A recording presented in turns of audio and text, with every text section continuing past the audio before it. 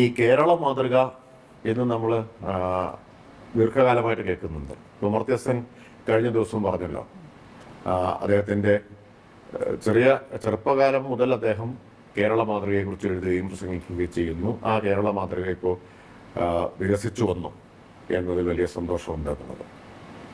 അത്തരമൊരു കേരളത്തിൻ്റെ നവീന മാതൃകയാണ്, അല്ലെങ്കിൽ തനതു മാതൃകയാണ് കിഫ്ബി. അത് കേരളത്തിൻ്റെ ഒരു ഇന്നൊവേഷനാണ്. എപ്പോഴാണ് നമ്മൾ കിഫ്ബിയുടെ സാധ്യതകൾ ഉപയോഗപ്പെടുത്താൻ ഈ 10 വർഷത്തിനിടയിലാണ് ഏറ്റവും കൂടുതൽ ഉപയോഗിച്ചത്. 99 തന്നെ കിഫ്ബി രൂപീകരിച്ചെങ്കിലും അതിന് ഇടയാക്കിയ സാഹചര്യം ഈ ബജറ്റിനകത്ത് നിന്നുകൊണ്ട് വലിയ അടിസ്ഥാന സൗകര്യ വികസനത്തിന് ഫണ്ട് കണ്ടെത്താൻ കഴിയാതെ വന്നപ്പോഴാണ്.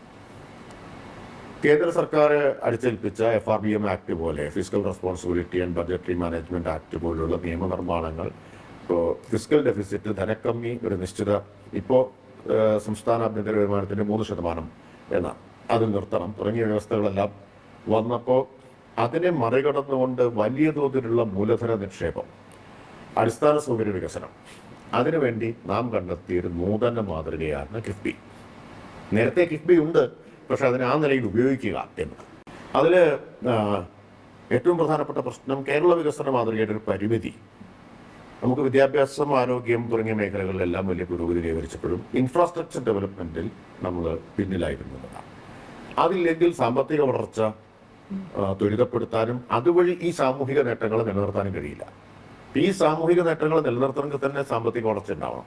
സാമ്പത്തിക വളർച്ച ഉണ്ടാവണമെങ്കിൽ വൻതോതിലുള്ള ഇൻഫ്രാസ്ട്രക്ചർ ഡെവലപ്മെൻ്റ് ആവണം. അതിന് ഹ്യൂജായിട്ട് ഇൻവെസ്റ്റ്മെൻറ്റ് വേണം.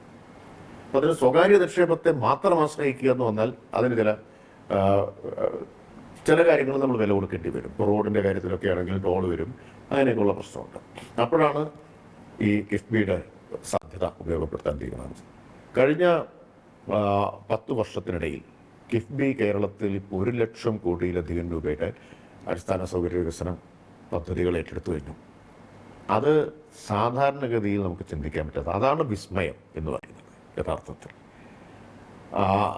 കേരളം ഉണ്ടായ ശേഷം ഇതുവരെ ഇത്രയും വലിയ, ആകെ നോക്കിയാൽ ഇത്രയും വലിയ അടിസ്ഥാന സൗകര്യ വികസനം നടന്നിട്ടുണ്ടാവില്ല.